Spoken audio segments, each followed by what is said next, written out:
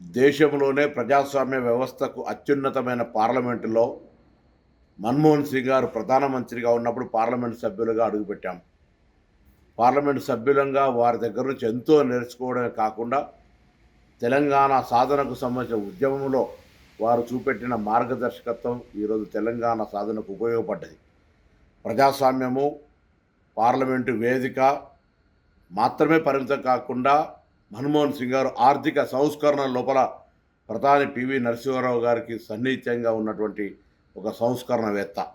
అంతేగాక భారతదేశంలో యూపీఏ కాలంలో 2004 నుంచి 14 లోపల ఉపాధి హామీ పథకంతో పాటుగా విద్యా హక్కు, రైట్ టు ఇన్ఫర్మేషన్, భూసేకరణ యాక్ట్, ఇట్లా అనేకమైన చారిత్రాత్మక చట్టాలు తెచ్చినటువంటి మన్మోహన్ సింగ్ గారు మృతి పట్ల తీవ్ర సంతాపాన్ని వ్యక్తం చేస్తూ వారి కుటుంబ సభ్యులందరికీ నా ప్రగాఢ సానుభూతిని వ్యక్తం చేస్తాను. 15వ లోక్సభలో నా సహచార ఎంపీలందరి పక్షాన మేమంతా కూడా వారితో చాలా సాన్నిధ్యంగా 5 సంవత్సరాలు గడిపేటువంటి అవకాశం దొరికింది.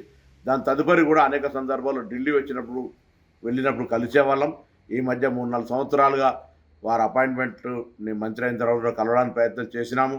అనారోగ్య రీత్యా కలవలేకపోయినా వారు 92 సంవత్సరాలు అనేకమైనటువంటి అవార్డులు, అనేకమైనటువంటి కీర్తి ప్రతిష్ట సంబంధించినటువంటి గొప్ప వ్యక్తి. వారి ఆత్మకు శాంతి చేకూరాలని, వారిచ్చిన సాన్నిధ్యం భవిష్యత్ రాజకీయాల్లో తప్పకుండా మాపై ప్రభావం చూపెడుతుంది. 5 సంవత్సరాలు లోక్సభ గౌరవ ప్రధానమంత్రిగా వారితో కలిసి పనిచేసే అవకాశం రావడం మా అదృష్టంగా భావిస్తూ వారి కుటుంబ సభ్యులందరికీ ప్రగాఢ సంతాపాన్ని వ్యక్తం చేస్తా ఉన్నాం.